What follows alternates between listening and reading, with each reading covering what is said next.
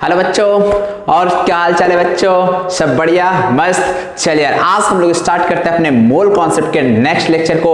और इससे पहले मैंने जो पढ़ाया था यार, एक बार मैं ब्रीफ में बता देता हूं। इससे पहले यार हम लोग तो पहले मोल टर्म को समझते थे और फिर मोल्स टर्म को किस तरह से कैलकुलेट करते हैं, ठीक। इसी पे यार मैंने 2 लेक्चर लिया था केवल। और इसके बाद लास्ट क्लास में एक बहुत ही इंपॉर्टेंट कॉन्सेप्ट पढ़ाया था आप लोगों को, और वो क्या था कि यदि किसी गिवन सैंपल ऑफ मॉलिक्यूल, हमारे पास कोई मॉलिक्यूल है, उसका कुछ आपको सैंपल दिया गया, उस मॉलिक्यूल में कितने एटम्स प्रेजेंट होंगे, मास ऑफ ईच एटम्स क्या होगा, इस चीज को कैलकुलेट करना सिखाया था। जैसे मैं एग्जांपल के लिए बात करूं तो मान लिया हमारे पास 100 ग्राम वाटर है, तो इस 100 ग्राम वाटर में हमें यदि कैलकुलेट करना हो कि हाइड्रोजन के कितने नंबर ऑफ आइटम्स होंगे, ऑक्सीजन के कितने नंबर ऑफ आइटम्स प्रेजेंट होंगे, या फिर इसी तरह से 100 ग्राम सैंपल में हाइड्रोजन एटम का मास क्या होगा, ऑक्सीजन एटम का मास क्या होगा, तो ये सब हम लोग कैलकुलेट करना लास्ट क्लास में सीखेंगे, ठीक। तो इस पे बेस्ड यार बहुत अच्छे अच्छे सवाल बनते हैं, और मैंने सारे वैरायटीज जितने भी पॉसिबिलिटीज था उस तरह के हर क्वेश्चन को मैंने करवा दिया था सॉल्व, ठीक। तो आज हम लोग एक नया चीज सीखेंगे आज की क्लास में, और आज हम लोग फिर से किसी भी मॉलिक्यूल में कितने इलेक्ट्रॉन्स, कितने प्रोटॉन्स, कितने न्यूट्रॉन्स होते हैं, इस चीज को कैलकुलेट करना सीखेंगे। समझ में आ रहा? जैसे कि यार मान लिया आपको दे दिया गया 100 ग्राम सैंपल ऑफ H2O, और इस 100 ग्राम सैंपल ऑफ H2O में आपको बताना है कि कितने टोटल नंबर ऑफ इलेक्ट्रॉन्स होंगे, कितने प्रोटॉन्स होंगे, कितने न्यूट्रॉन्स होंगे, आपको यह कैलकुलेट करना है। कैसे करोगे? कैसे करोगे? क्या इलेक्ट्रॉन दिख रहा है कि यार बैठकर इलेक्ट्रॉन को गिनती कर लोगे, 1 इलेक्ट्रॉन, 2 इलेक्ट्रॉन, 3, 4, 5, 6, ऐसे करोगे? क्या है, ऐसे तो नहीं कर सकते हैं, हमें तो इलेक्ट्रॉन दिखता ही नहीं है, तो फिर कैसे कैलकुलेट किया जाए, ठीक। तो फिर अब केमिस्ट्री मूल कॉन्सेप्ट इसलिए ही बनाया गया ताकि आप इन चीजों को भी कैलकुलेट कर सको। तो चलो यार, आज हम लोग सीखते हैं कि किसी गिवन सैंपल में number of electron, proton and neutron को कैसे कैलकुलेट करते हैं। चलो तो let's begin our lecture now. सबसे पहले यार इस लेक्चर को स्टार्ट करने से पहले आप लोग जानो कि किसी भी मॉलिक्यूल में कितने इलेक्ट्रॉन्स होंगे, वो कैसे हम लोग फाइंड आउट करते हैं। समझ रहे हो? जैसे मैंने H2 अभी 100 ग्राम को गोली मार, अभी मैं क्या बोल रहा हूं, H2, और मैं पूछता हूं कि H2 के एक सिंगल मॉलिक्यूल में कितने इलेक्ट्रॉन्स होंगे, कितने प्रोटॉन्स होंगे, कितने न्यूट्रॉन्स होंगे, पहले ये चीज आपको कैलकुलेट करना सीखना है, ठीक। तो अभी तो मैं आप लोगों को केवल सिखाऊंगा कि किसी भी मॉलिक्यूल में कितने इलेक्ट्रॉन्स, प्रोटॉन्स और न्यूट्रॉन होता है, उसे कैसे कैलकुलेट किया जाए, ठीक। उसके बाद फिर हम लोग किसी गिवन सैंपल में नंबर ऑफ इलेक्ट्रॉन, प्रोटॉन और न्यूट्रॉन को कैलकुलेट करना सीख जाएंगे, ठीक। तो चलो यार, मैं बहुत ही सिंपल एग्जांपल से स्टार्ट करता हूं। इसको आप लोग यार क्वेश्चन बनाकर ही लिख लेना, ठीक है ना, क्वेश्चन बनाकर ही तुम लोग लिख लेना। Calculate number of protons, electrons और न्यूट्रॉन कर देता हूं। प्रोटॉन्स, इलेक्ट्रॉन्स एंड न्यूट्रॉन्स, ठीक। यहां पे मैं कुछ एग्जांपल लिखते चल रहा हूं, आप लोग बताते चलना। सबसे पहला एग्जांपल में H2। देखिए यार, हम यहाँ पे अब मॉलिक्यूल में जानना चाहते हैं कि किसी मॉलिक्यूल में कितने इलेक्ट्रॉन, प्रोटॉन और न्यूट्रॉन होंगे। जब मैं H2 की बात करूंगा तो H2 सबसे पहला काम तो होगा यार H2 में नंबर ऑफ प्रोटॉन कैलकुलेट करना, ठीक। तो H2 को किस तरह से निकालेंगे, देखो H2 कैसे बना है, 2 हाइड्रोजन एटम से मिलकर बना है। इतना तो समझ आ रहा है कि H2 मॉलिक्यूल है तो इसमें 2 हाइड्रोजन एटम रहा होगा। अब क्या तुम्हें हाइड्रोजन एटम में कितना इलेक्ट्रॉन, प्रोटॉन और न्यूट्रॉन होता है ये पता नहीं है? पता है या नहीं है? पता है ना? यदि पता है तो यार हो गया अपना काम। कैसे? देख यार, हाइड्रोजन एटम की मैं बात करूं तो हाइड्रोजन का एटॉमिक नंबर क्या होता है? एटॉमिक नंबर तो यार बच्चा को याद होना चाहिए। मैंने बोल दिया था यार फर्स्ट क्लास में कि atomic number up to 20 student को याद होनी चाहिए, और उम्मीद है यार तुम लोग को याद होगी भी। तुम लोग सब होशियार बच्चे, पढ़ने लिखने वाले बच्चे हो। चल, तो अब हाइड्रोजन एटम का यदि मैं एटॉमिक नंबर की बात करूं तो एटॉमिक नंबर क्या होता है? 1। जेड कहे तो एटॉमिक नंबर, ओके। यहाँ पे क्या है, Z = 1 कहे तो हाइड्रोजन का एटॉमिक नंबर 1। एटॉमिक नंबर का मतलब क्या होता है? नंबर ऑफ प्रोटॉन, इसमें क्या हो जाएगा? 1। समझ में आया ये चीज? अभी मैं सबसे पहला काम होगा नंबर ऑफ प्रोटॉन को कैलकुलेट करना, उसके बाद नंबर ऑफ इलेक्ट्रॉन पे आएंगे, ठीक। तो अभी केवल समझो कि नंबर ऑफ प्रोटॉन कैसे कैलकुलेट करते हैं। यदि इस हाइड्रोजन के पास 1 प्रोटॉन है तो इस वाले हाइड्रोजन के पास भी कितना प्रोटॉन होगा? 1 ही प्रोटॉन होगा। तो हाइड्रोजन मॉलिक्यूल में 2 हाइड्रोजन का एटम प्रेजेंट थे, और हमें पता है इसके पास 1 प्रोटॉन, इसके पास 1 proton, total number of proton कितना हो गया? 2 प्रोटॉन्स। So simple. तो यहां पे मैं लिख दूंगा 2 प्रोटॉन्स। अब प्रोटॉन का तो हमें पता चल गया, अब हमें इलेक्ट्रॉन और न्यूट्रॉन को भी बताना है। कैसे कैलकुलेट करा जाए इलेक्ट्रॉन और न्यूट्रॉन? तो देखिए इलेक्ट्रॉन कैलकुलेट करना बहुत आसान हो चुका है। बस आपको पहचानना है कि H2 जो मॉलिक्यूल है वो न्यूट्रल है या चार्ज्ड है। यदि न्यूट्रल है सुन ले यार ध्यान से, यदि न्यूट्रल है तो ऐसे केस में नंबर ऑफ प्रोटॉन और नंबर ऑफ इलेक्ट्रॉन बराबर हो जाएगा। बताने वाली बात है क्या इसमें? कुछ नहीं यार, न्यूट्रल है तो यार प्रोटॉन इलेक्ट्रॉन बराबर रहा होगा, तभी तो चार्ज कैंसिल हो गया। समझ रहे हो ना? वेरी गुड यार। तो इस तरह से यदि 2 प्रोटॉन आ रहा तो आंख बंद करके लिख दे 2 इलेक्ट्रॉन। ठीक, तो ये 2 प्रोटॉन 2 इलेक्ट्रॉन हो गए। अब बात आती है नंबर ऑफ न्यूट्रॉन को कैसे कैलकुलेट किया जाए। तो यार नंबर ऑफ न्यूट्रॉन को कैलकुलेट करने के लिए पहले तो आपको ये जानना पड़ेगा कि इस हाइड्रोजन आइटम के पास कितना न्यूट्रॉन है। तो हाइड्रोजन आइटम के पास कितना न्यूट्रॉन है कैसे निकालेंगे? इसका एटॉमिक नंबर और मास नंबर लिख लो। एटॉमिक नंबर हाइड्रोजन का 1, मास नंबर भी 1। अब नंबर ऑफ न्यूट्रॉन कैसे निकालते हैं? मास नंबर माइनस यार ये सब बेसिक्स लेक्चर में मैंने बता दिया। यदि कोई बच्चा को नहीं समझ में आ रहा है यार ये सब चीज़, तो मैं यहाँ नहीं समझाने वाला, आप लोग फिर जाओ यार बेसिक्स लेक्चर में आप लोग देख लो इस चीज़ को। ठीक, तो फिलहाल नंबर ऑफ न्यूट्रॉन कितना हो गया यहाँ पे? 0। अब इसके पास 0 न्यूट्रॉन, इसके पास भी कितना? 0 न्यूट्रॉन। क्या H2 मॉलिक्यूल में कोई भी न्यूट्रॉन्स प्रेजेंट है क्या? नहीं, कोई भी न्यूट्रॉन प्रेजेंट नहीं। तो मैं क्या लिख दूंगा यहाँ पे? 0 न्यूट्रॉन। यार ये 0 है, ठीक है ना? 0 न्यूट्रॉन है। ठीक, तो इस तरह से H2 मॉलिक्यूल में क्या देखा? 2 प्रोटॉन 2 इलेक्ट्रॉन और 0 न्यूट्रॉन प्रेजेंट है। समझ में आया? चल अब मैं 2-4 अभी और इस पर बहुत सारा मैं इस तरह का एग्जाम्पल करवाने वाला हूँ, इसलिए यार टेंशन ना लेना, नहीं भी समझ में आया तो। चलो नेक्स्ट मैं O2 लेता हूँ।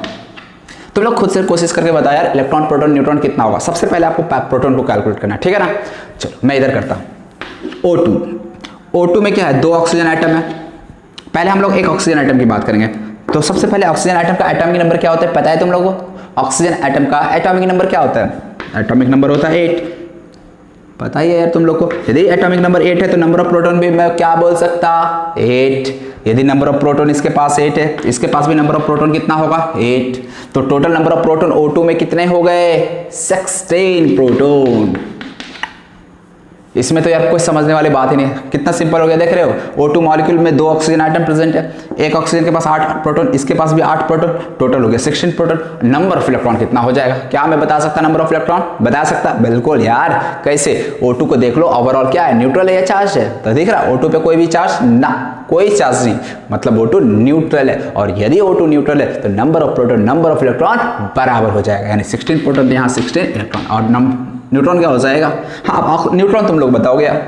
तो न्यूट्रॉन निकालने के लिए हमें इसका एटॉमिक नंबर भी पता होना और मास नंबर भी पता होना, और तुम लोग को ऑलरेडी ये सब चीज बता दिया गया है। तो ऑक्सीजन का एटॉमिक नंबर 8 और मास नंबर 16। तो इस तरह से बता दो नंबर ऑफ न्यूट्रॉन कितना हो गया?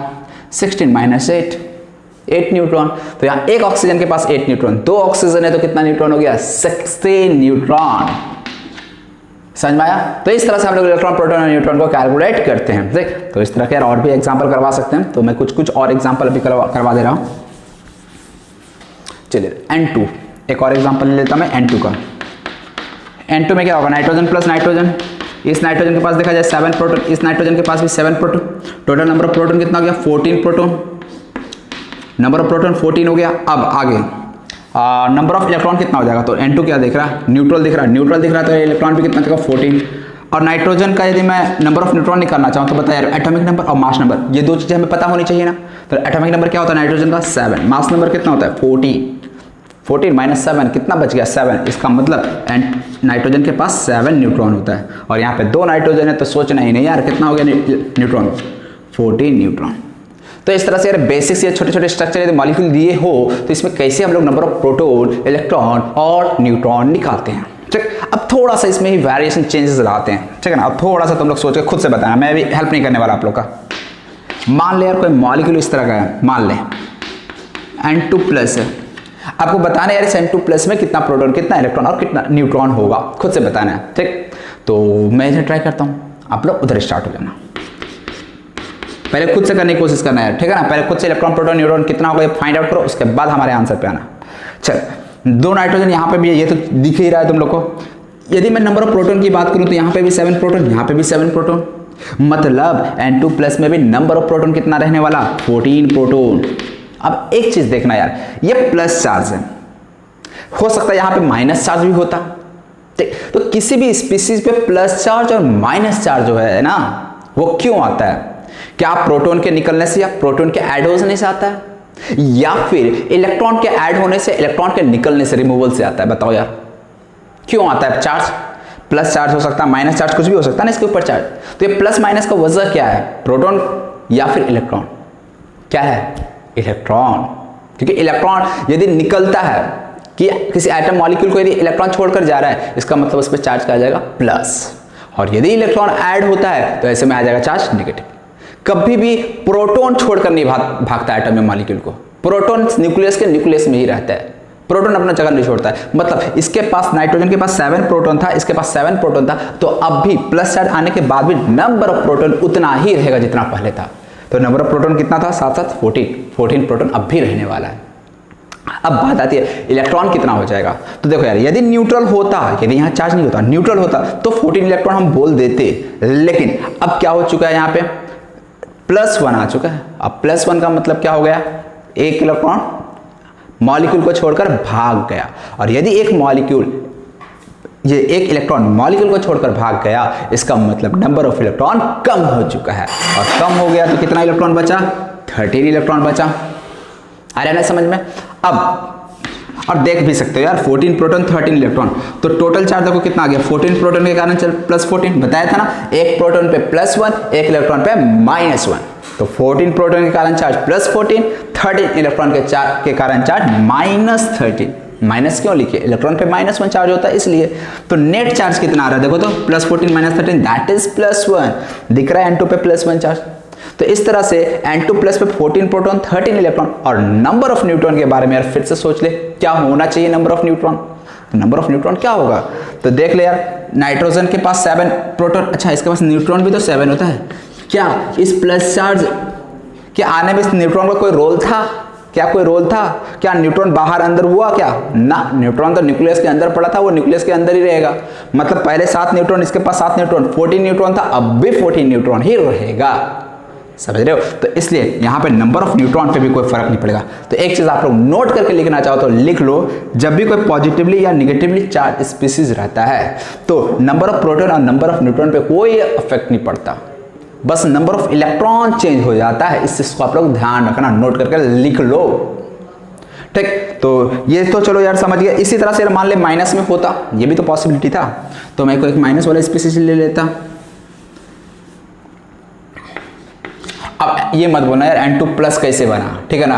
तो अभी आप लोग यार इतना नहीं सोचना है, मैं बस समझाने के लिए आप लोग को बता रहा हूँ कि प्लस रहा तो कैसे निकालते number of proton electron neutron, ठीक है ना? तो अभी ये मत सोचना कि प्लस चार्ज कैसे आ गया यार N2 के ऊपर, ये सब अभी नहीं सोचना। चल O2 माइनस की मैं बात करता हूँ, ठीक है? O2 माइनस, तो सबसे पहले नंबर ऑफ प्रोटॉन हमें बताना पड़ेगा। तो 2 ऑक्सीजन आइटम दिख रहा है, यदि नंबर ऑफ प्रोटॉन की बात करूँ तो 8 प्रोटॉन यहाँ भी, 8 प्रोटॉन यहाँ पे, कितना प्रोटॉन हो गया? 16 प्रोटॉन। -1 है, -1 का मतलब क्या हो गया? एक इलेक्ट्रॉन एक्स्ट्रा आकर ऐड हो गया, समझे? तो एक इलेक्ट्रॉन यदि आकर ऐड हो गया तो 16 प्रोटॉन से नंबर ऑफ इलेक्ट्रॉन कितना हो जाएगा? 17। तो यहाँ पे मैं लिख दूंगा 17 इलेक्ट्रॉन। देख सकते हो यार, यदि मैं नेट चार्ज निकालना चाहूँ तो 16 प्रोटॉन के कारण चार्ज +16, 17 इलेक्ट्रॉन के कारण charge -17, that is net charge -1, और वही हमें यहाँ दिख रहा है। अब नंबर ऑफ न्यूट्रॉन कैसे बताया जाए? तो यार देख लो, ऑक्सीजन के पास 8 न्यूट्रॉन, इसके पास भी 8 न्यूट्रॉन, टोटल न्यूट्रॉन कितना हो गया? 16 न्यूट्रॉन। आंसर हो गया 16 न्यूट्रॉन। समझ में आया चीज? ये चीज समझ में आ गई, यही बेसिक है। अब इसके बाद हम लोग अभी हम लोग एलिमेंट्स की बात कर रहे थे। एलिमेंट्स का मतलब जहां एक ही तरह के एटम्स प्रेजेंट हो उसे हम लोग एलिमेंट्स कहते थे। तो ये सब एलिमेंट्स थे। अब हम लोग कंपाउंड्स में देखेंगे, यानी जहां डिफरेंट एटम्स आ जाएंगे वहां हम लोग कैसे नंबर ऑफ इलेक्ट्रॉन, प्रोटॉन और न्यूट्रॉन को कैलकुलेट करते हैं। ठीक, तो आप लोग इस चीज को नोट कर लो, मैं इधर अब नेक्स्ट कुछ एग्जांपल सॉल्व करवा देता हूं। तो चलिए यार, अब हम लोग देखते हैं किसी कंपाउंड में किस तरह से number of electron, proton and neutron को कैलकुलेट किया जाता है। तो सबसे पहले यार हम एक एग्जांपल लेते हैं H2O का। ठीक, हमें जानना है यार इस H2O में कितने प्रोटॉन, कितने इलेक्ट्रॉन और कितने न्यूट्रॉन है। अभी हम एक मॉलिक्यूल की बात कर रहे हैं यार, ध्यान से सुन ले। अभी एक सिंगल मॉलिक्यूल की बात कर रहा हूं मैं, यानी एक सिंगल मॉलिक्यूल ऑफ वाटर में कितने इलेक्ट्रॉन, प्रोटॉन एंड न्यूट्रॉन होंगे, ये मैं जानना चाहता हूं। ठीक, चलिए यार देखते हैं। तो यार तरीका वही होगा, आप लोग यार पहले खुद से कोशिश कर लेना यार, खुद से कैलकुलेट करने की कोशिश करना कितना प्रोटॉन, कितना इलेक्ट्रॉन, कितना न्यूट्रॉन होता है। मैं यहाँ बताता हूँ H2O किस तरह से बना, 2H एंड एक ऑक्सीजन से मिलकर बना है। क्लियर है चीज?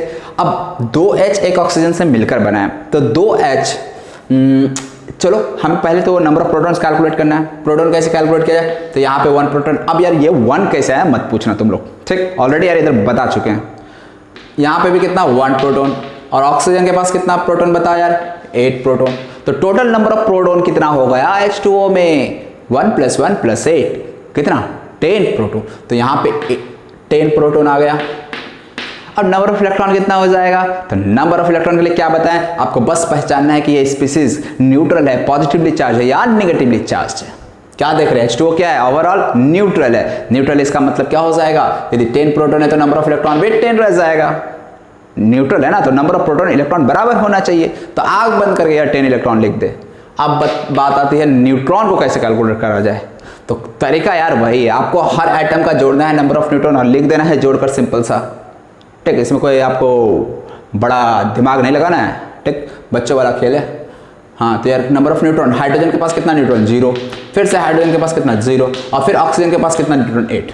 अब ऑक्सीजन के पास 8 न्यूट्रॉन कैसे हुआ है उधर हम बता देते, ठीक है ना। तो यार डायरेक्ट बताइए टोटल नंबर ऑफ न्यूट्रॉन कितना आया इसमें H2O में, 8। अच्छा देखिए यार, बहुत बड़ा सवाल ऐसा भी हो सकता है, D2O लिख दे दिया जाए और आपको बताना पड़ सकता है कि D2O में कितने प्रोटॉन, कितने इलेक्ट्रॉन और कितने न्यूट्रॉन होंगे। कैसे बताओगे, चलिए बता देता हूँ ये भी। D क्या होता है, क्या होता है D, ड्यूटेरियम। और ड्यूटेरियम को हम लोग 1 2 से रिप्रेजेंट करते हैं, मतलब एटॉमिक नंबर तो 1 ही होगा लेकिन मास नंबर कितना हो जाएगा, 2। ड्यूटेरियम क्या होता है, आइसोटोप्स ऑफ हाइड्रोजन, और आइसोटोप्स ऑफ हाइड्रोजन है तो एटॉमिक नंबर तो 1 ही रहेगा, मास नंबर कितना हो जाएगा, 2। अब इसका मैं को नंबर ऑफ प्रोटॉन कैलकुलेट करना, तो देखो यार ड्यूटेरियम प्लस ऑक्सीजन, यही 3 चीज से मिलकर बना है ना। यदि प्रोटॉन की बात करूं तो इसके पास 1 प्रोटॉन, इसके पास 1 प्रोटॉन और इसके पास 8 प्रोटॉन, तो टोटल नंबर ऑफ प्रोटॉन अब भी 10 ही रहेगा, ठीक है ना। नंबर ऑफ इलेक्ट्रॉन कितना हो जाएगा, तो यार D2O ओवरऑल क्या है, चार्ज है या फिर न्यूट्रल है, न्यूट्रल है। और न्यूट्रल इधर सोचना ही नहीं यार, जितना प्रोटॉन उतना इलेक्ट्रॉन लिख दो आग बंद करके एकदम। अब बात आती है नंबर ऑफ न्यूट्रॉन कैसे निकालेंगे, तो ये नंबर ऑफ न्यूट्रॉन क्या हो जाएगा, यहाँ पे 2 यहाँ पे 1, कितना है न्यूट्रॉन, यहाँ से 1 न्यूट्रॉन। देखिए जब H था, H को हम लोग प्रोटियम भी कहते हैं, जब हाइड्रोजन था तो 0 न्यूट्रॉन आ रहा था, लेकिन यही हाइड्रोजन का एक दूसरा आइसोटोप ड्यूटेरियम, इसमें तो 1 न्यूट्रॉन आ गया, तो इसीलिए ड्यूटेरियम तो हाइड्रोजन ही होता है, इसमें भी 0 न्यूट्रॉन लिख देते ना यार, ये गलती आपको नहीं करनी है, बिल्कुल भी ध्यान रखना यार इस चीज़ का तुम लोग। तो यहाँ पे 1 न्यूट्रॉन, यहाँ पे भी 1 न्यूट्रॉन और यहाँ पे कितना न्यूट्रॉन यार, ऑक्सीजन के पास 8 न्यूट्रॉन, तो टोटल नंबर ऑफ न्यूट्रॉन कितना आ गया, 10 न्यूट्रॉन। मतलब D2O में देखा जाए तो 10 प्रोटॉन 10 इलेक्ट्रॉन एंड 10 न्यूट्रॉन होता है। समझ में आया, तो ये सब छोटी छोटी बातों का आपको ध्यान रखना, गलती नहीं कर देना जल्दी जल्दी में। ठीक, तो चलो यार इस तरह से हम लोग मॉलिक्यूल में भी सीख गए और कुछ एग्जाम्पल्स ले लेते हैं, कॉम्प्लिकेटेड एग्जाम्पल्स सब। ठीक, अच्छा इधर भी 1 2 3 स्टार्ट कर देते हैं, काम करना है। यहाँ 5 था ना, इसको 6 कर लो, इसको 7 कर लो, इसको 8 कर लो। ठीक, CH4 में निकालना है, CH4 में कितने इलेक्ट्रॉन, कितने प्रोटॉन, कितने न्यूट्रॉन होंगे, ये कैलकुलेट करना है। तो चलो यार देखते हैं। सबसे पहले कार्बन के पास कितना, 6 प्रोटॉन, और हाइड्रोजन, एक हाइड्रोजन के पास 1 प्रोटॉन होता है, 4 हाइड्रोजन होता है, 4 proton, total number of proton कितना हो गया, 10 प्रोटॉन। यदि मैं इलेक्ट्रॉन की बात करूँ तो कितना हो गया, यार न्यूट्रल है ना, न्यूट्रल दिख रहा है तो आग बंद करके लिखो ना 10 इलेक्ट्रॉन।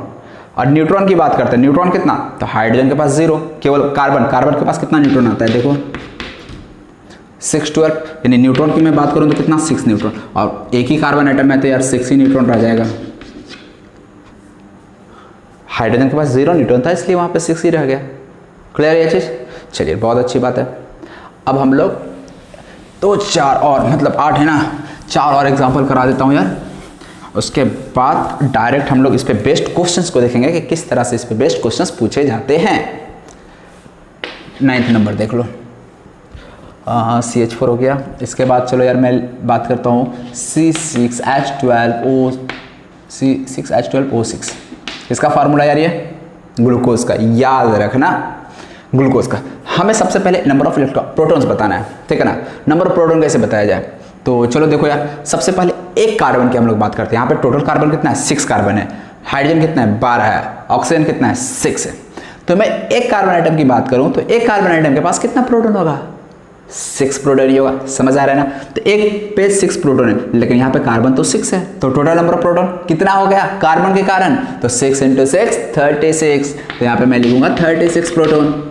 हाइड्रोजन के कारण कितना प्रोटॉन हो गया, तो हमें पता है, क्या पता है कि एक हाइड्रोजन पे 1 प्रोटॉन, तो 12 हाइड्रोजन पे 12 प्रोटॉन, यहाँ लिख दे यार 12 प्रोटॉन। ऑक्सीजन के पास बता दे यार, एक ऑक्सीजन के पास कितना प्रोटॉन, 8 प्रोटॉन। 6 ऑक्सीजन है तो कितना प्रोटॉन हो गया, 8 6 48 प्रोटॉन। तो इस तरह से टोटल नंबर प्रोटॉन कितना हो गया, ये 60 और प्लस 36 96। समझ में आया। और अब प्रोटॉन आ गया तो नंबर ऑफ इलेक्ट्रॉन्स कितना हो जाएगा, कितना 96 यार, ये तो बच्चों वाला हो गया। अब क्यों, ओवरऑल ग्लूकोज क्या न्यूट्रल है ना, न्यूट्रल है तो यार सोचना ही नहीं, आग बंद करके लिखना number of proton number of electron बराबर। अब बच जाता है नंबर ऑफ न्यूट्रॉन्स, निकाल लेते हैं यार इसको भी। एक कार्बन पे कितना न्यूट्रॉन होता है 6, अभी बताया था ना। तो यहाँ पे कितने कार्बन है 6 कार्बन, तो 36 न्यूट्रॉन यहाँ से आ गए, क्लियर है ना। एक कार्बन पे 6 न्यूट्रॉन, टोटल 6 कार्बन है तो 36 न्यूट्रॉन यहाँ से। हाइड्रोजन से 0 न्यूट्रॉन आ जाएगा, क्योंकि हाइड्रोजन के पास तो यार कोई न्यूट्रॉन नहीं होता है। ऑक्सीजन के पास देखते हैं, ऑक्सीजन के पास एक ऑक्सीजन के पास कितना न्यूट्रॉन 8, और 8 × 6 48 न्यूट्रॉन। तो टोटल नंबर ऑफ न्यूट्रॉन कितना आ गया 8 6 14 4 3 7 1 8 84 न्यूट्रॉन आ गया यहाँ से। तो यहाँ पे लिख देता हूँ मैं कितना न्यूट्रॉन 84 न्यूट्रॉन। तो इस तरह से उम्मीद है कि किसी मॉलिक्यूल में हम लोग किस तरह से number of electron proton neutron निकालते हैं, ये चीज़ क्लियर हो गया होगा। ठीक, अब हम लोग इसी मॉलिक्यूल में थोड़ा एग्जाम्पल ले लेते हैं कुछ आयंस का। ठीक, जैसे कि मैं सबसे पहले एग्जाम्पल ले लेता हूँ NO3 माइनस आयन का। बताना है इसमें कितना प्रोटॉन कितना इलेक्ट्रॉन कितना न्यूट्रॉन होगा। तो कैसे निकालेंगे देख लो, नाइट्रोजन है ना, नाइट्रोजन है तो क्या हो जाएगा 7 प्रोटॉन यहाँ से, एक ऑक्सीजन के पास 8 प्रोटॉन, 3 ऑक्सीजन है तो 24 प्रोटॉन, 24 + 7 कितना 31 प्रोटॉन। अब यहाँ पे ध्यान देना है, नंबर ऑफ प्रोटॉन 31 आ रहा है ना, तो इसको चार्ज से कोई मतलब नहीं, कोई मतलब नहीं है चार्ज से। नंबर ऑफ प्रोटॉन को चार्ज से कोई मतलब नहीं होता, लेकिन नंबर ऑफ इलेक्ट्रॉन यहाँ पे हम लोग 31 नहीं लिखेंगे। क्यों नहीं लिखेंगे, क्योंकि यहाँ पे माइनस चार्ज है, और माइनस चार्ज का मतलब एक इलेक्ट्रॉन एक्स्ट्रा आ चुका है। माइनस का मतलब एक इलेक्ट्रॉन एक्स्ट्रा है। 31 प्रोटॉन 31 इलेक्ट्रॉन होना था न्यूट्रल के लिए, न्यूट्रल होता तो 31 प्रोटॉन 31 इलेक्ट्रॉन आता, लेकिन ये तो नेगेटिवली चार्ज है। नेगेटिवली चार्ज में क्या हो जाएगा, यहाँ पे नंबर ऑफ इलेक्ट्रॉन एक बढ़ जाएगा। और आप देख भी सकते हो यार नेट चार्ज कितना आ गया +31 एंड -32, दैट इज -1। दिख भी रहा है NO3 -1। अब बात आती है नंबर ऑफ न्यूट्रॉन कैसे निकाला जाए, देख लेते हैं नंबर ऑफ न्यूट्रॉन कैसे निकाला जाए। तो न्यूट्रॉन कैसे निकालेंगे, तो नाइट्रोजन के पास कितना न्यूट्रॉन होता है 7, एक ऑक्सीजन के पास 8, और 8 दिया 24 न्यूट्रॉन, कितना हो गया 31 न्यूट्रॉन। क्या माइनस चार्ज से कोई न्यूट्रॉन को फर्क पड़ेगा ना, कोई फर्क नहीं पड़ने वाला। लेकिन फिर से नोट करके मैं बोल दे रहा हूँ कि प्रोटॉन और न्यूट्रॉन को चार्ज से कोई फर्क नहीं पड़ता है। वो न्यूट्रल के केस में जितना होता है उतना ही किसी चार्ज स्पेसीज में भी नंबर ऑफ प्रोटॉन न्यूट्रॉन उतना ही होता है, लेकिन इलेक्ट्रॉन का नंबर चेंज हो जाता है चार्ज होने से। न्यूट्रल में कुछ आएगा पॉजिटिवली चार्ज में कुछ, नेगेटिवली चार्ज में कुछ और आता है। ठीक, इसलिए इस चीज़ का ध्यान रखना। तो यहाँ पे नंबर ऑफ न्यूट्रॉन कितना रहेगा 31 न्यूट्रॉन ही रहेगा। क्लियर, चलो तो ये एक नेगेटिव वाला का ले लिया, एक अब पॉजिटिव वाले का एग्जांपल ले लेता मैं। NH4+ मान लो है, नंबर ऑफ प्रोटॉन पहले बता दो यार कितना हो जाएगा। तो यहाँ पे 7 प्रोटॉन, यहाँ पे 4 प्रोटॉन, 7 4 कितना प्रोटॉन 11 प्रोटॉन। प्लस चार्ज से प्रोटॉन को कोई लेना देना नहीं है, लेकिन प्लस चार्ज आ गया तो नंबर ऑफ इलेक्ट्रॉन कितना बोल दूंगा, तो प्लस चार्ज आ गया तो एक इलेक्ट्रॉन कम हो चुका है। कम का मतलब 11 से 10 बच गया, समझ में आया। और इलेक्ट्रॉन यदि मैं कैलकुलेट करना चाहूँ तो नाइट्रोजन के पास कितना इलेक्ट्रॉन होगा 7, न्यूट्रॉन 7, और हाइड्रोजन के पास 0 न्यूट्रॉन, तो 7 ही न्यूट्रॉन रह जाएगा आंसर में। समझ में आ रहा है, अगेन प्लस चार्ज से कोई मतलब नहीं है न्यूट्रॉन को लेना देना। क्लियर, चलो यार अब एक लास्ट एग्जांपल इस पे कर लो, उसके बाद हम लोग डायरेक्ट क्वेश्चंस पे आएंगे। ठीक, PO4 3-, ठीक, PO4 3- कितना हो जाएगा, इसका कैलकुलेट कर लेते हैं। तो सबसे पहले नंबर ऑफ प्रोटॉन, फास्फोरस के पास 15, एक ऑक्सीजन के पास 8, 8 4 32 प्रोटॉन। तो कितना प्रोटॉन आ गया टोटल 5 2 7 3 1 4 47 प्रोटॉन आ गया। क्लियर ना, 47 प्रोटॉन। नंबर ऑफ इलेक्ट्रॉन कितना हो जाएगा बता सकते हो 3- का मतलब क्या, 3 इलेक्ट्रॉन एक्स्ट्रा आ गया। 3 इलेक्ट्रॉन एक्स्ट्रा आ गया, इसका मतलब क्या, यहाँ पे 50 इलेक्ट्रॉन हो गया। क्लियर, और नंबर ऑफ इलेक्ट्रॉन 50 हो गया। नंबर ऑफ न्यूट्रॉन कैसे निकालेंगे यार, कैसे निकालेंगे, तो अब थोड़ा दिक्कत हो सकता है। कैसे, फास्फोरस का आपको हो सकता है नहीं पता हो कि फास्फोरस में कितना न्यूट्रॉन होता है। कोई बात नहीं पता है तो आपको एटॉमिक नंबर और मास नंबर पता होना चाहिए, निकाल लोगे फिर नंबर ऑफ न्यूट्रॉन। कितना होता है फास्फोरस का एटॉमिक नंबर 15, मास नंबर कितना होता है याद है, याद है नहीं याद है देख ले यार 31 होता है, याद कर लेना यार, फिर से मैं बोल दे रहा हूँ। ठीक, ये सब यार एग्जाम में कोई बताने के लिए नहीं आने वाला। ठीक, मैं तो यहाँ लिख दे रहा हूँ, एग्जाम में थोड़ी ना कोई रहेगा, ना मैं रहूँगा ना कोई मोबाइल आपके पास रहे कि आप देख लो कहीं से। तो इसलिए यार एकदम याद कर लेना, ये सब देख लो ना, मैं जितना भी हर चीज़ जो भी पढ़ाया हूँ ना सब आपका यूज़ होने वाला है आगे, हर छोटी छोटी चीज़ें भी यूज़ होगी। ठीक, तो इसलिए जितना भी पढ़ा है उसको आप लोग अच्छे से एक बार बेसिक्स लेक्चर को देख लेना, ताकि आगे चलकर कोई छोटी छोटी बातों में फंस ना जाओ तुम लोग। नंबर ऑफ न्यूट्रॉन यहाँ से कितना बोल दूंगा यार 16 न्यूट्रॉन। तो फास्फोरस के पास 16 न्यूट्रॉन हो गया और ऑक्सीजन के पास कितना न्यूट्रॉन होता था 8, तो 8 × 4 32 यहाँ से और 16 यहाँ से, तो टोटल कितना न्यूट्रॉन हो गया 48 न्यूट्रॉन। समझ में आया, क्लियर है ये चीज़। तो इस तरह से आप कोई भी स्पीसीज आपको दे दिया जाए, छोटा बड़ा, तुम लोग तो अब निकाल लोगे, तुम लोग माहिर हो चुके हो कि किस तरह से किसी भी मॉलिक्यूल में number of electron, proton and neutron को कैलकुलेट किया जाता है। ठीक, तो अब हम लोग आते हैं इस पे बेस्ड किस तरह के सवाल पूछे जाते हैं। तो चलो यार आप लोग नोट कर लो और मैं इधर इसे मिटा देता हूँ। चलो यार सवाल क्या है देख लो एक बार, मैं पढ़ देता हूँ। Calculate the number of electrons present in 1 mole CH4। आपको क्या कैलकुलेट करना है, नंबर ऑफ इलेक्ट्रॉन्स कैलकुलेट करना है प्रेजेंट इन 1 मोल CH4। पहले यार सवाल को थोड़ा फील कर लो, ठीक है ना, उसके बाद आप लोग सवाल करना। 1 मोल CH4 जब बोला जाता है इसका क्या मतलब हुआ, क्या मतलब हुआ 1 मोल CH4 का मतलब, 1 मोल CH4 का मतलब 6.022 × 10⁻23 मॉलिक्यूल्स ऑफ CH4 है।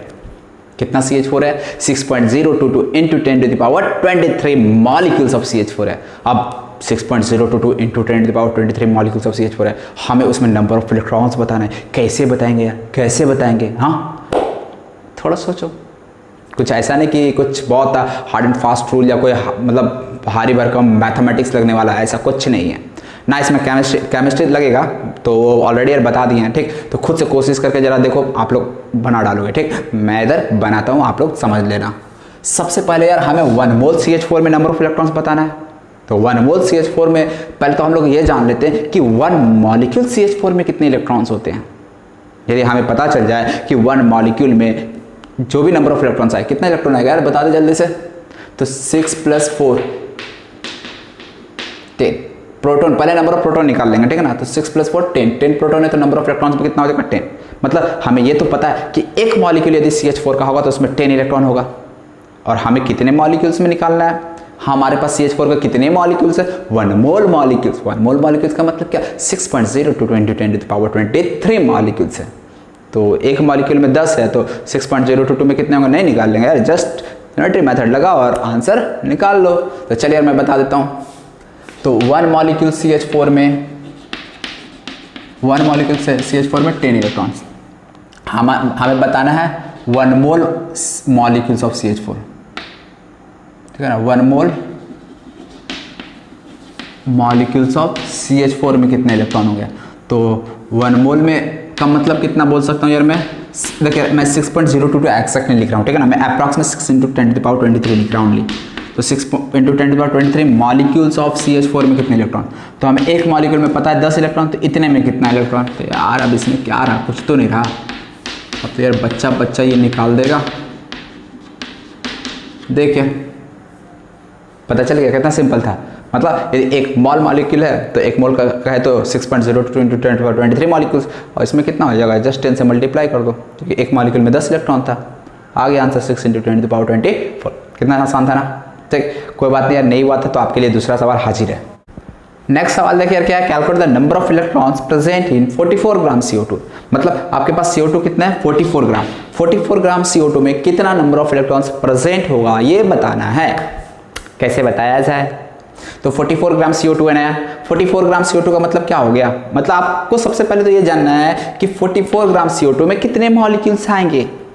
यदि आपको ये पता चल गया कि 44 ग्राम CO2 में कितने मॉलिक्यूल्स आएंगे, उसके बाद क्या समझ रहे हो ना, तुरंत यूं ही बन जाएगा। कैसे, CO2 के एक मॉलिक्यूल में यार पहले बता दो यार तुम लोग कितना मॉलिक्यूल्स, कितने इलेक्ट्रॉन्स होंगे। 1 मॉलिक्यूल ऑफ CO2 कंटेंट्स कितने इलेक्ट्रॉन बता यार। तो यहाँ से 6 + 8 दूनी 16, 16 से 22 इलेक्ट्रॉन्स लिखा हूँ ये मैं। तो एक मॉलिक्यूल CO2 में 22 इलेक्ट्रॉन्स, कितना सिंपल है, 6 + 16 दैट इज 22 एक मॉलिक्यूल में। बस हमें पता चल जाए यार कितना मॉलिक्यूल्स है, एक बार पता चल गया ना नंबर ऑफ मॉलिक्यूल्स कितने हैं हमारे पास। तो एक मॉलिक्यूल में इतना, तो जितने भी मॉलिक्यूल्स होंगे निकाल लेंगे फट से। अब बताइए 44 ग्राम CO2 में कितने मॉलिक्यूल्स होंगे। क्या आप लोग को मैंने नहीं पढ़ाया कि यदि हमें मास पता हो तो हम कैसे number of atoms, number of molecules निकालते हैं। पता है कि नहीं पता है, पता है ना, कैसे निकालते हैं जल्दी साइड में कर ले। देखिए डायरेक्ट हमें मास पता है और हमें नंबर ऑफ मॉलिक्यूल्स निकालना है। W का वैल्यू क्या पुट करूंगा, CO2 का मास कितना है 44 ग्राम। कैपिटल M का वैल्यू क्या पुट करूंगा, तो देखिए कैपिटल M हम लोग ये जो W पुट किया किसका 44 CO2 का ना, तो जब कैपिटल M भी आएगा वो किसका आएगा CO2 का आएगा। और CO2 का मॉलिक्यूलर मास में कितना होता है 44 ही होता है। और यहाँ से नंबर ऑफ मॉलिक्यूल्स निकालना मतलब पी ए का वैल्यू निकालना। तो यहाँ से 44 उड़ गया तो पी का वैल्यू किसके बराबर क्या, Na, और Na क्या है तो क्या यार 6 × 10⁻23। मतलब अगेन यार आपको एक मॉलिक्यूल CO2 में पता है और आपको कितना मतलब 44 ग्राम CO2 का मतलब कितना मॉलिक्यूल्स 6 × 10⁻23 मॉलिक्यूल्स। तो एक मॉलिक्यूल में हमें पता चल गया तो 6 × 10⁻23 मॉलिक्यूल्स में नहीं बता सकते क्या। आंसर कितना हो गया 22 × 6 × 10⁻23 इलेक्ट्रॉन्स। काम हो गया, फिनिश द एंड। 6 दूनी 12, 6 दूनी 12 1 13, 132 × 10⁻23 इलेक्ट्रॉन्स। अब साइंटिफिक नोटेशन में लिखना है तो 1.32 × 10 का पावर कितना हो जाए 25 इलेक्ट्रॉन्स। समझ में आया बच्चों किस तरह से करना होता है। तो आपको डायरेक्ट नंबर ऑफ मॉलिक्यूल्स लिख दिया, 1 मोल 2 मोल दे दिया तो ये डायरेक्ट नंबर ऑफ मॉलिक्यूल्स पता चल जाएगा। यदि नंबर ऑफ मॉलिक्यूल्स डायरेक्ट नहीं दिया हो तो आपको हो सकता है घुमाने के लिए ऐसा लिख दिया हो 44 ग्राम CO2। कोई बात नहीं यार, हमको तो नंबर ऑफ मॉलिक्यूल्स पहले पता कर रहा है क्योंकि हमें एक मॉलिक्यूल CO2 में पता है इतना इलेक्ट्रॉन, हमें बस पता चल जाए किसी तरह से कि टोटल कितना नंबर ऑफ मॉलिक्यूल्स दिया है। यदि एक बार टोटल नंबर ऑफ मॉलिक्यूल्स पता चल जाएगा तो डायरेक्ट एक मॉलिक्यूल में इतना तो इतने मॉलिक्यूल्स में कितना, कितना सिंपल हो जा रहा है ना, हो जा रहा है ना। चल यार आप लोग नोट कर लो, नेक्स्ट क्वेश्चन में फिर से लिख दे रहा हूं। नेक्स्ट क्वेश्चन है calculate the number of electrons present in 31 gram NO3 minus. NO3 minus का नाम क्या होता है नाइट्रेट आयन। ठीक, तो आपके पास नाइट्रेट आयन का कितना मास दिया है 31 ग्राम। आपको बताना है कि 31 ग्राम नाइट्रेट आयन में कितने इलेक्ट्रॉन्स होंगे, कैसे बताया जाए। हाँ, तो सबसे पहला काम क्या होगा कि इसके 1 मॉलिक्यूल तो नहीं बोलूंगा, अब आयन बोलूंगा इसके। तो 1 आयन में पहले कितना इलेक्ट्रॉन यार ये बता दे। तो 1 आयन ऑफ, यदि 1 आयन ऑफ NO3 माइनस की मैं बात करूं तो कितना इलेक्ट्रॉन हो जाएगा बता जरा। 7 और 8 दिया 24, 7 यहाँ से 8 दिया 24, अब माइनस के कारण प्लस एक और आ जाएगा 32 इलेक्ट्रॉन्स।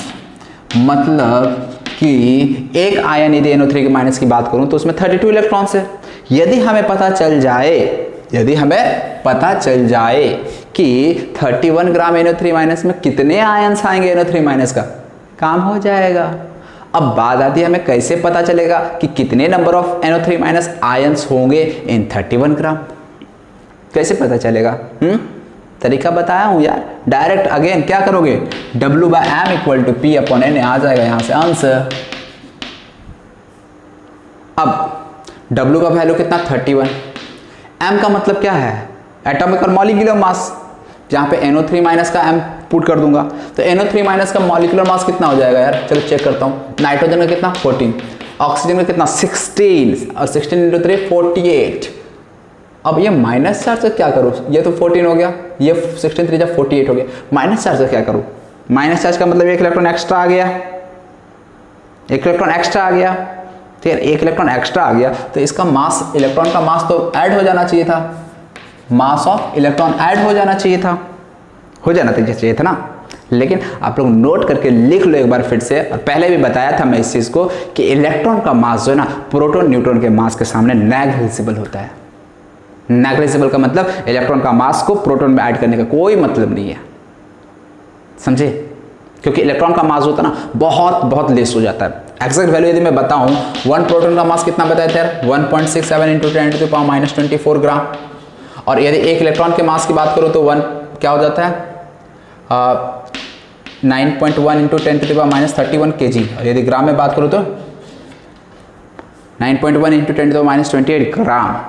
यदि इस दोनों का वैल्यू को यदि देखा जाए ना तो ये -28 में, ये -24 में, मतलब बहुत लार्ज डिफरेंस आ गया। तो यदि इलेक्ट्रॉन का मास ऐड भी कर दोगे ना प्रोटॉन न्यूट्रॉन में तो वो लगभग अनचेंज रह जाएगा। जैसे यार समझने के लिए मान लिया यार हमारे पास 1 ग्राम है और 1 ग्राम में हमने बोला यार 0.0001 को ऐड कर दो तो अब तुम्हारा कितना मास मिला 1.000 10⁻⁴ का डिफरेंस है, -24 यहाँ पर -28। इसका मतलब कुछ ऐसा ही है कि यार यदि 1 ग्राम में मैं 0.0001 को ऐड करूँ तो हमें क्या मिल जाएगा 1.0001 ग्राम। क्या कोई तुम्हें बड़ा चेंज देखने को मिला क्या ना। तो इसीलिए इलेक्ट्रॉन का मास इतना कम होता है ना कि हमें इसके मास को ना जोड़ने की जरूरत होता है ना घटाने का। क्यों, उसका मास नेग्लिजिबल है। एक इलेक्ट्रॉन निकल भी जाता तो मास पे कोई फर्क नहीं पड़ता। मास कितना आ रहा 14 + 48 कितना हो जाता है 62 आ जा रहा। तो यदि एक इलेक्ट्रॉन यहाँ पे माइनस का मतलब एक एक्स्ट्रा इलेक्ट्रॉन आ गया तो एक एक्स्ट्रा इलेक्ट्रॉन आ गया तो उसके कारण मास में कोई चेंज नहीं आएगा। 62 था तो 62 है भी। और यदि इसी तरह मान लो एक इलेक्ट्रॉन निकल जाता तो इलेक्ट्रॉन पर निकल जाने से भी मास पे कोई फर्क नहीं पड़ता। 62 है तो 62 रहता, समझे? तो इसीलिए इस चीज को नोट करके लिख लो, बहुत इंपॉर्टेंट पॉइंट है कि mass of electron is negligible with respect to proton and neutron. ठीक है, तो इसलिए जब भी आयंस का जब भी मास निकालने को आया यार, हो सकता है पॉजिटिव आयन हो नेगेटिव आयन हो, तो आयंस में मास निकालना होता है यार, इलेक्ट्रॉन को ज़्यादा मत टेंशन लेना कि इलेक्ट्रॉन माइनस प्लस का क्या करें। तो उसको कुछ नहीं करना, बस आपको एटम का मास को लिखना, जोड़ देना, खत्म करना है यहाँ पे। क्लियर, ध्यान रखना है इस चीज़ का। तो फिलहाल यहाँ पे W/m इक्वल टू हमें क्या लगाना है, P/Na।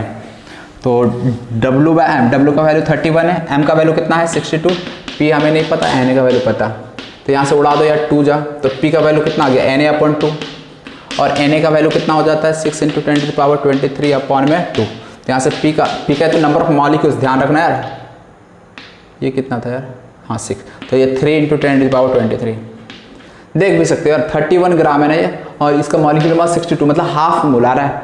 और हाफ मोल का मतलब मैं क्या बोल सकता हूँ, हाफ मोल का मतलब हो गया 3 × 10⁻23 मॉलिक्यूल्स।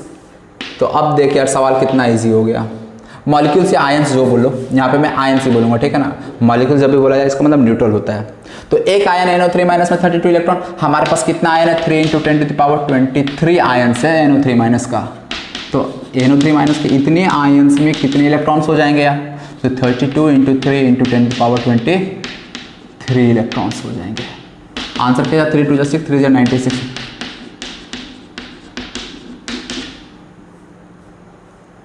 समझ में आया? तो फाइनल आंसर इतना। मतलब हर क्वेश्चन में आपको एक ही चीज करना है, सबसे पहले को तो एक मॉलिक्यूल में कितना इलेक्ट्रॉन होता है वो लिख लो, उसके बाद जितने भी मॉलिक्यूल्स या जितने भी आयंस आ रहे हैं वो आप साइड में कैलकुलेट कर लो।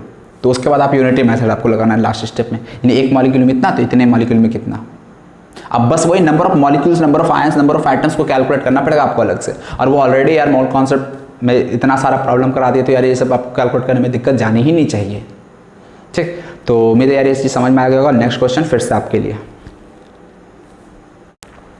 नेक्स्ट क्वेश्चन देखिए यार क्या है, calculate the total number of, ठीक, total number of electron plus proton plus neutron present in 32 gram CH4। अब आपको देखिए यार इलेक्ट्रॉन केवल कैलकुलेट नहीं करना, केवल प्रोटॉन कैलकुलेट नहीं करना, आपको न्यूट्रॉन भी कैलकुलेट नहीं करना। आपको क्या करना है, आपको इलेक्ट्रॉन प्रोटॉन न्यूट्रॉन का सम को कैलकुलेट करना है। कैसे करा जाए, तो आपके पास यार एक तो दिमाग ये चल रहा होगा कि हमें total number of electron proton neutron निकालना है ना, प्रेजेंट इन 32 ग्राम CH4। कोई बात नहीं यार, हम पहले निकाल लेते हैं 32 ग्राम CH4 में कितना इलेक्ट्रॉन्स होता है, निकाल लिए। कैसे निकालेंगे, अभी बताया था ना, अभी तो पढ़ा रहे उतने समय से। तो टोटल नंबर ऑफ इलेक्ट्रॉन्स तो निकाल लोगे, फिर क्या करोगे, अब हम लोग 32 ग्राम CH4 में नंबर ऑफ प्रोटॉन निकालते हैं। कैसे निकालोगे, जैसे बताया वैसे निकालोगे, निकालिए। फिर नंबर ऑफ न्यूट्रॉन्स निकालोगे, कैसे, जैसे बताएं। तो इलेक्ट्रॉन का अलग से निकालिए, प्रोटॉन का अलग से निकालिए, न्यूट्रॉन का अलग से निकालिए। इसके बाद फिर क्या करोगे, टोटल नंबर पूछा है तो तीनों को जोड़ दो, हो गया आंसर। समझे? तो एक तो यार ये तरीका हो गया, लेकिन क्या हो जाएगा, इसमें टाइम लग जाएगा। अपने को क्या करना है, समय बचाना है। तो समय कैसे बचाया जाए, कैसे बचाया जाए समय, तो समय बचाने के लिए क्या करेंगे, तो यार समझ 32 ग्राम CH4 है ना, हम सबसे पहले हमें total number of electron proton neutron निकालना है। एक काम करो, यदि मैं एक मॉलिक्यूल CH4 का ले लूँ, एक मॉलिक्यूल CH4 का ले लूँ, तो एक मॉलिक्यूल CH4 में total number of electron proton neutron कितना हो जाएगा, कितना हो जाएगा। तो यार चेक करते हैं, कार्बन के पास 6 प्रोटॉन 10 प्रोटॉन, इलेक्ट्रॉन कितना, तो इलेक्ट्रॉन भी 10 ही रह जाएगा। अब यार इतना मैं ध्यान नहीं दे रहा हूँ। और न्यूट्रॉन कितना, तो ओनली 6 न्यूट्रॉन। हाइड्रोजन के पास कोई न्यूट्रॉन नहीं होता, इसलिए मैंने इतना लिखा। मतलब मैं total number of electron proton neutron का सम क्या बोलूँगा, तो 10 प्रोटॉन 10 इलेक्ट्रॉन 6 न्यूट्रॉन, मतलब 26 electron plus proton plus neutron आ रहा है, एक मॉलिक्यूल CH4 में आ रहा है। एक मॉलिक्यूल यदि CH4 लूं, तो एक मॉलिक्यूल CH4 में 26 number of electron proton neutron आएगा। मतलब तीनों को मैंने एक साथ जोड़ दिया, समझे। अब बात आती है कि एक मॉलिक्यूल CH4 में इतना है, तो हमारे पास टोटल नंबर ऑफ मॉलिक्यूल्स कितना है CH4 का, बता सकते हो कि नहीं बता सकते हो, हाँ 32 ग्राम CH4 है ना, बता सकते हो ना, हाँ। कैसे यार, तो यार तुम लोग तो इसमें अब माहिर हो चुके होगे। WM = P/Na, 32/16 = P/Na। अब देख यार, ये मैं बार बार इतना लिखता हूँ, ठीक है ना, मुझे लिखने की ज़रूरत नहीं है। अब तुम लोग यार, मैं फिर भी क्या बोलूँ यार, सब बच्चे एक जैसे नहीं होते, ठीक है ना। तो इसलिए मैं हर एक स्टूडेंट को ध्यान में रखते हुए लिख रहे हैं, ठीक। हो सकता है कोई फर्स्ट टाइम भी देख रहे हो तो उन्हें भी दिक्कत ना हो समझने में, इसलिए मैं हर एक स्टेप को यहाँ पे क्लियर करते हुए चल रहा हूँ ताकि यार कोई भी बच्चे को समझने में दिक्कत ना हो। तो 16 2 32, तो यहाँ से P का वैल्यू कितना आ गया 2 × Na, और Na का मतलब कितना हो गया 2 × 6 × 10⁻23 molecules, that is 12 × 10⁻23 molecules CH4 का। अब क्या, यदि एक मॉलिक्यूल CH4 में इतना इलेक्ट्रॉन प्रोटॉन न्यूट्रॉन है तो 12 × 10⁻23 मॉलिक्यूल्स में कितना हो जाएगा, तो 26 × 12 × 10⁻23 electron plus proton plus neutron का संख्या हो जाएगा। अब इसको यार कैलकुलेट करना है, 12 × 72 7 24 7 31 312 × 10⁻23। अब ये साइंटिफिक नोटेशन में लिखना हो तो 3.12 × 10⁻25 electron plus proton plus neutron आ जाएगा। समझ में आ रहा है ना। चलिए बहुत अच्छी बात है। तो उम्मीद है यार तुम लोग भी पहले यार ट्राई करना, ठीक है ना। मैंने बोला नहीं था, लेकिन तुम लोगों को क्या करना, वीडियो को पॉज करके क्वेश्चन को खुद से सॉल्व करना, ठीक। तो ये इस तरह का यदि सवाल कहीं आए तो आप अलग से निकालने मत बैठ जाना कि यार हम पहले नंबर ऑफ इलेक्ट्रॉन निकालेंगे, फिर हम नंबर ऑफ प्रोटॉन निकालेंगे, फिर नंबर ऑफ न्यूट्रॉन निकालेंगे, फिर तीनों को जोड़ेंगे। तो ऐसा करके टाइम वेस्ट करने की जरूरत नहीं है। एक ही साथ इलेक्ट्रॉन प्रोटॉन न्यूट्रॉन निकालो, डायरेक्ट आंसर, ठीक। समझ गए। चलो बहुत अच्छी बात है। अब हम लोग क्या करेंगे, इसको मिटाएंगे और नेक्स्ट क्वेश्चन आपके लिए लिखेंगे। नेक्स्ट क्वेश्चन क्या है यार, number of electrons in 1.8 ml H2O आपको बताना है, ठीक है ना। क्वेश्चन मार्क मतलब आपके पास 1.8 ml वाटर है, कितना वाटर है 1.8 ml। आपको बताना है कि 1.8 ml वाटर में कितने इलेक्ट्रॉन्स होंगे। समझ में आया, सोचो और खुद से कोशिश करो कि किस तरह से हम इस क्वेश्चन को करेंगे। चलो 1.8 ml वाटर, कोई बात नहीं, हमें नंबर ऑफ इलेक्ट्रॉन्स बताना है। हमें एक चीज़ तो पता है, क्या पता है यार, हमें एक चीज़ तो पता है क्या पता है कि एक मॉलिक्यूल यदि मैं वाटर लेता हूँ तो इसमें 10 इलेक्ट्रॉन्स होंगे। कैसे, 2 यहाँ से 8 यहाँ से हो गया 10 इलेक्ट्रॉन। इतना तो यार बच्चा को पता है। अब बात आती है, ठीक है यार एक मॉलिक्यूल H2O में तो हमें पता है 10 मॉलिक्यूल्स, लेकिन हमें क्या 1.8 ml H2O में पता है नंबर ऑफ मॉलिक्यूल्स क्या होगा, पता है क्या, नहीं। क्या करना पड़ेगा फिर, बस दिमाग लगाओ यार, आप लोगों को पढ़ा दिए बेसिक्स, बस उसी का यूज़ करना और बना देना है सवाल को। तो आपको बस करना क्या, 1.8 ml में कितना मॉलिक्यूल्स वाटर का होगा वो पता करना, पता चल जाएगा। तो यार एक मॉलिक्यूल में इतना, तो जितने भी आएंगे उतने मॉलिक्यूल में कितना इलेक्ट्रॉन्स, समझे। तो थोड़ा सोचो कि 1.8 ml H2O में कितने इलेक्ट्रॉन्स कितने मॉलिक्यूल्स आएंगे वाटर के, कैसे बताएंगे। तो यार यहाँ ध्यान दें, STP नहीं दिया है तो आप लोग यार गलती से भी, ये सवाल मैंने पहले भी कराया था, पता चला P/N = V/22.4 लगा दिए कुछ बच्चे। हमें तो नंबर ऑफ मॉलिक्यूल्स निकालना, वॉल्यूम दिया है तो तुरंत ये वाला दिमाग में आता है कि 1.8 ml है, यहाँ पे 1.8 ml, उसको लीटर में कन्वर्ट करके पुट करो, निकाल लो। ऐसा करोगे तो हो जाएगा गलत। क्यों, STP नहीं दिया है इसलिए। STP दिया होना जरूरी है, ठीक। तो अब बात आती है यार कैसे निकालेंगे इसको। तो कोई बात नहीं यार, आप लोग को बताए थे वाटर का डेंसिटी याद रखने को, हर एक चीज़ इंपॉर्टेंट यार। तुम लोग डेंसिटी के बारे में पढ़ा रहे थे तो वहाँ ऑलरेडी बता दिए थे कि डेंसिटी ऑफ वाटर याद होना चाहिए हर बच्चे को। डेंसिटी ऑफ वाटर कितना होता है 1 ग्राम पर ml, और density equal to mass per unit volume. Volume कितना है 1.8, तो यहाँ से मास कितना आ गया 1.8 ग्राम। यदि मास 1.8 आ गया तो हमें नंबर ऑफ मॉलिक्यूल्स नहीं पता चल जाएगा क्या, W/m = P/Na से। अब तो यदि मास हमें पता चल गया तब तो इस फार्मूला में पुट कर सकते हैं ना, कर सकते हैं, पुट कर दे यार, अब क्या सोचना है।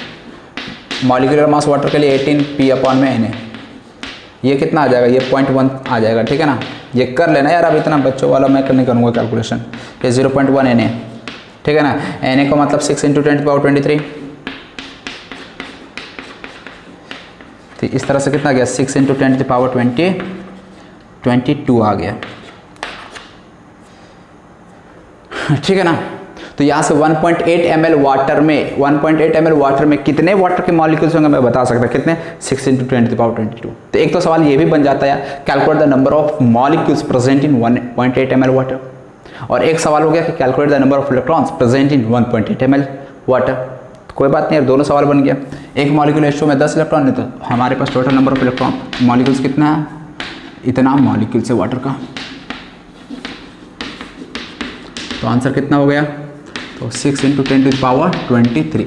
एक में 10 इलेक्ट्रॉन था ना, तो इसमें कितना इलेक्ट्रॉन हो गया? भारी है क्या? भारी सवाल लगा? हल्का है कि नहीं? बहुत हल्का है, बहुत ईजी है। बस क्या होना चाहिए, अपने बेसिक जो कॉन्सेप्ट है ना उसको आपको अच्छा रखना है। देख रहे हो हर क्वेश्चन में यदि ध्यान दो ना, इस तरह क्वेश्चन में आपको बस नंबर ऑफ मॉलिक्यूल्स निकालने आना चाहिए। और नंबर ऑफ मॉलिक्यूल्स के लिए भी यार एक ही फार्मूला पे अपना सारा काम हो जाएगा। कितना आसान बन गया। हाँ, यदि यहाँ पे @STP लिख देता तो फिर हम लोग P/Na = V/22.4 से निकाल लेते। ठीक, आपको सब फार्मूला भी दिया गया, आपको बता भी दिया गया कि कॉन्सेप्ट क्यों कैसे लगाते हैं वो फार्मूला। ठीक, इसके बाद यदि number of electron, proton, neutron से रिलेटेड सवाल आए तो आपको कैसे करना है आप समझ गए हो। ठीक, तो इस तरह से यार इस टॉपिक पे बेस्ड इतने सारे वैरायटीज़ के आपको क्वेश्चंस मिल सकते हैं। ठीक, अब आप लोग यार इस तरह के क्वेश्चंस आपको यदि कहीं भी मिलता है तो आप बिंदास बना सकते हो। ठीक, बाय द वे मैं तो आपको शीट भेज दूंगा, ठीक, जिसमें आपको अब तक जो भी पढ़ाया है ना मैंने, उस पर बेस्ड आपको बहुत सारे मिक्स्ड प्रॉब्लम मिल जाएंगे। ठीक, तो चलो यार अब वीडियो को यहीं पे समाप्त करते हैं। वीडियो देखने के लिए बहुत बहुत थैंक्स। बाय बाय बच्चों, हैव अ नाइस डे।